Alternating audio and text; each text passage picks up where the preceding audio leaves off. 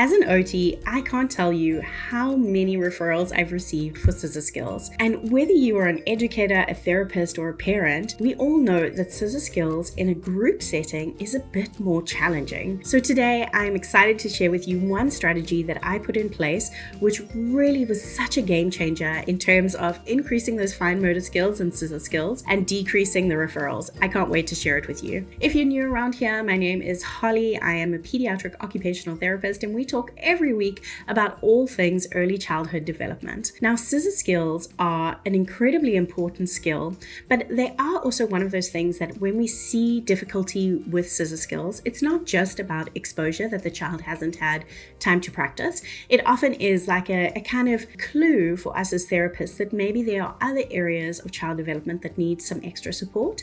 Things like bilateral integration, hand-eye coordination, fine motor skills, just to name a few.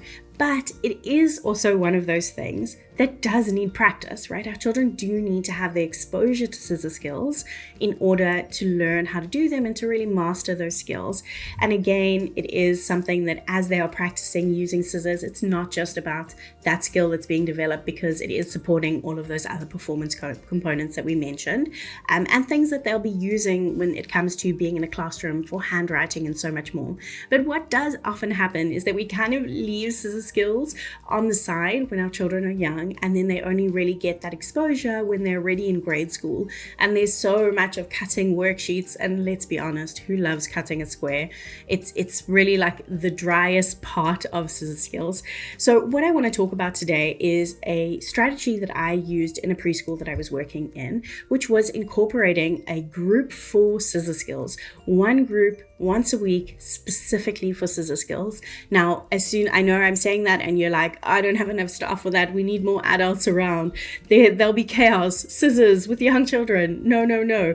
I understand that, but actually how we did this plan, it was super smooth, it was super easy to manage, and we saw really dramatic increases in our children's ability as a group in terms of scissor skills. So just hear me out on all of the details. Whatever came to your mind when I said a group of scissor skills is the same thing that comes up and is the reason that we don't get enough scissor skills practice, because a whole bunch of young children holding scissors isn't like an easy to grasp thought. In terms of how our setup is for our centers and our preschools, we often have to have scissors safely locked away. Of course, that makes complete sense and is something that often places are also checked for. We often don't have enough one-on-one time to really build those foundational scissor skills.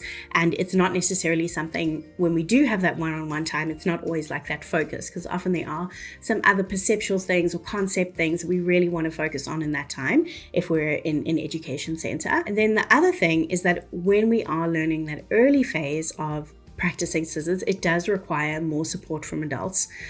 It's not the same as once they are managing to, cut full lines. When they're really learning how to put their fingers in the two holes of the scissors and how to hold the scissor, it does need a little bit of more support from us. And then there often is quite a big skill gap between children. So you can see these milestones on the screen now in terms of what we expect according to age, but we know that not every child follows milestones exactly as they are written. And even in a group of predominantly 3-year-olds, we're going to have some children that are really at the, being able to tear paper is something that they're still learning.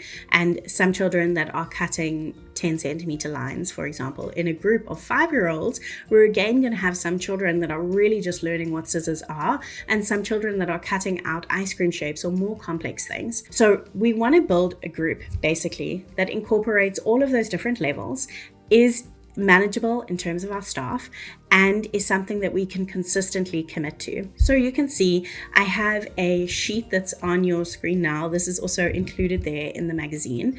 And basically we have the different levels of milestones, or what we would expect, the different activities in terms of scissor skills. So some children are going to be able to tear paper. That's our foundations before we actually introduce scissors. Some children are going to be just snipping very short pieces of paper. Some are going to be cutting longer lines, and some some are going to be cutting circles, and some are going to be cutting more complex shapes. Now, what we're going to do is fill this out for our children with a kind of project or poster in mind. I always built this around something that is not just a worksheet, but something that we are building as a group, because our children have those different abilities. And because when we build something together as a group, it brings a lot of unity, it brings a lot more child buy-in, and it brings that like participation of being involved in something. And then of course, like the end result that our children, especially when they're in a group setting, can often be really proud of. So I'm going to take the idea of making a paper pizza. You can see an example that we have here on our screen. And if we fill in this form for the paper pizza, we'll see that some children are going to be at the tearing level. So we're going to be giving them the crinkle paper and they're going to be doing the tearing. Some children are going to be at the snipping level. So we're going to give them what is snipped out onions or red pepper. Then some children are going to be more at the cutting circle level. So we're going to give them cutting out the salami or pepperoni for the pizza. So each child has something that's prepared for them that is according to their skill level. Now, I would generally do this in a group of 6 to 8 children with 2 staff members, but according to your size of your center or the amount of children you have, you can also decide if you want to break up your group so it's more manageable to, like, say 6 or 8 children if you have a bigger classroom. So we want to give each child the thing that they're going to be doing and instruct them on what they should be doing. And then together at the end, bring that all together to build our pizza. So the pizza is actually a really simple one because we're just basically putting a lot of glue down and everybody throws on their thing and that makes us our pizza.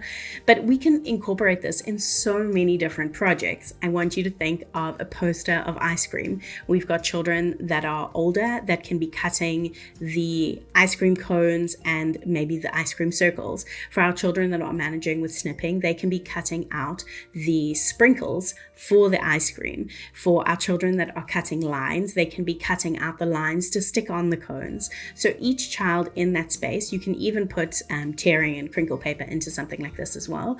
Each child can contribute to the poster that we're going to be using, which you can put up on your wall, on your welcome board, wherever you would like. And the last example is also of doing a spring poster. We've done this in a few of the classrooms that I've worked in with bees and flowers. So if you look at something like a bee, one child can be the one that is cutting out the circles of the bee. That is a more complex skill. We can have somebody snipping the stripes of the bee, and then we can also have somebody snipping the actual flowers, which is a easier skill because we have it all set up and they're just really snipping those circles.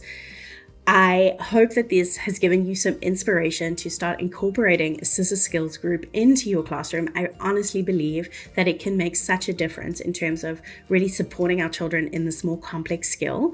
And as I said before, the magazine is linked down below. Come and grab it. And I have a video that is on your screen now all about running gross motor groups, which again are an amazing way that we can support our motor skills for our young children. I will see you over there.